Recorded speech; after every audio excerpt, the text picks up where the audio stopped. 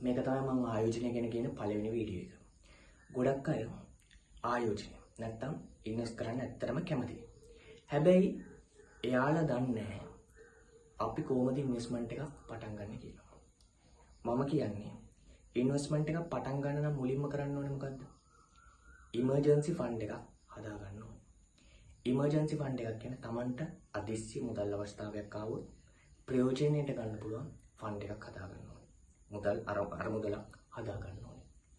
ඒක කොහොමද තීරණය කරන්නේ? ඒ ෆන්ඩ් එකට යන ප්‍රමාණය කොහොමද තීරණය කරන්නේ? ඒක තීරණය කරන්නේ Tamanගේ මාසික ආදායම තියෙනවනේ. ඒ මාසික ආදායම වගේ 3ක් 6ක් 4ක් ගාණක් තමයි ඉමර්ජන්සි ෆන්ඩ් එකක් විදිහට තියාගන්න ඕනේ.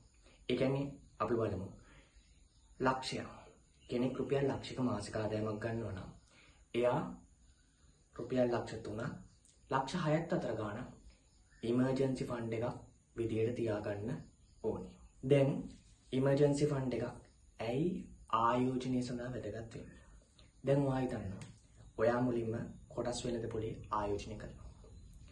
කොටස් වෙළඳ පොලේ ආයෝජනය කරද්දී ඔයා හිතන්න ABC කියලා සමාගමක් තියෙනවා. මම සමාගමක නමක් කියන්නේ නැහැ.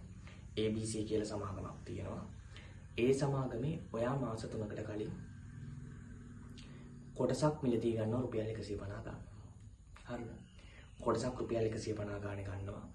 හැබැයි ඔයාට අදිසි මුදල් අවස්ථාවක් එනවා. ඔයා ඒ 150ට ගත්ත කොටස ඔයා විකුණනවා වර්තමාන මිල. වර්තමානයේ මිල 150ට වඩා අඩු වෙන්න පුළුවන්. ඒ කියන්නේ 130, 135 වගේ වෙන්න පුළුවන්. එතකොට ඔයාට වෙන කරන්නම දෙයක් නැහැ. ඒ 150ට ගත්ත කොටස 135ට වඩා විකුණන්නම වෙනවා. වර්තමානයේදීත් මේ තත්ත්වය ඇත්තටම කොටස් වෙළඳ පොලේ තියෙනවා.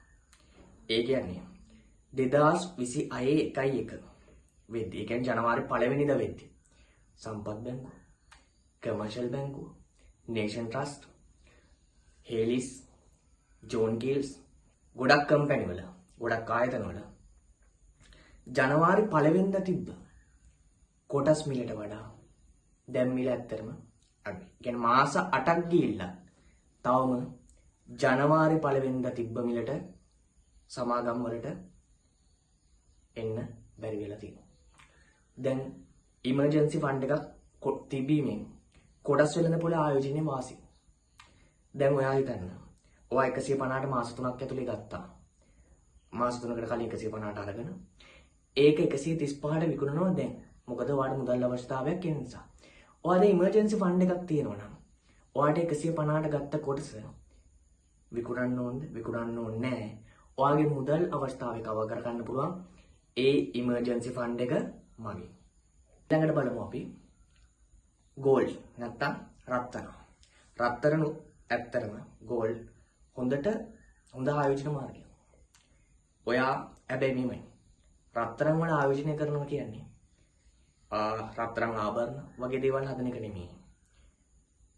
රත්තරන් කාසි, රන් බිස්කට්, ඒ කියන්නේ ගෝල්ඩ් බිස්කට්, ගෝල්ඩ් කොයින් වගේ දේවල් ඉන්වෙස්ට් කරන එක තමයි රත්තරන් වල ආයෝජනය කියලා කියන්නේ.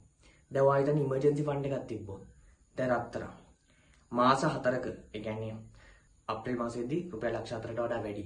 දැන් ඇත්තටම යන්නේ කැරට් 24 රන් පවුව 370යි 384 ගානකට යනවා. එතකොට ලක්ෂ 4ට දීලා පවුම අරගෙන දැන් ඔයාට ඉමර්ජන්සි ෆන්ඩ් එකක් නැතුව විකුණන්න උනත් ඔයාට රුපියල් 20000ක පාඩුවක් තියෙනවා. ඒ 20000ක පාඩුවක් තියෙනවා. එතකොට ඉමර්ජන්සි ෆන්ඩ් එකක් තිබ්බොත් ඔයාට ඒ 20000යි පාඩුව නැහැ. ඒක සාමාන්‍යයෙන් රුපියල් ලක්ෂ 5 6 වෙනකම් ඔයාට මොකද කරන්නේ? හෝල් කරගෙන තියාගෙන ඉන්න පුළුවන්. දැන් සාමාන්‍ය රත්තරන්. ඊට පස්සේ කොටස් වෙලන්න පුළුවන්. ඒ වගේ ආයෝජනයන් දිගු කාලීනව තමයි කරන්නේ. දිගු කාලීනයි කියන්නේ අවුරුද්ද නෙමෙයි. මම සාමාන්‍ය දිගු කාලීන කියන්නේ අවුරුදු 3ක්වත් රඳවාගෙන තියාගෙන ඉන්න ඕනේ. අවුරුදු 3ක් රඳවාගෙන තියාගෙන ඉන්න ඕන නම් අනිවාර්යෙන්ම මොකද කරන්න ඕනේ? ඉමර්ජන්සි ෆන්ඩ් එකක් තියාගෙන ඉන්න ඕනේ. හරිද?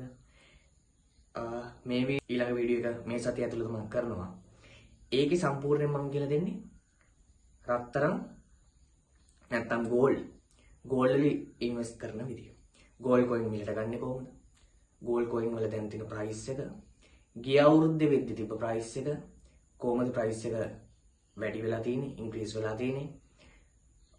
ඊට පස්සේ ගෝල් මිලට ගන්න කොහෙන්ද? ඒ ගැන ඊළඟ වීඩියෝ එකෙන් මම ඔයාලට දානවා.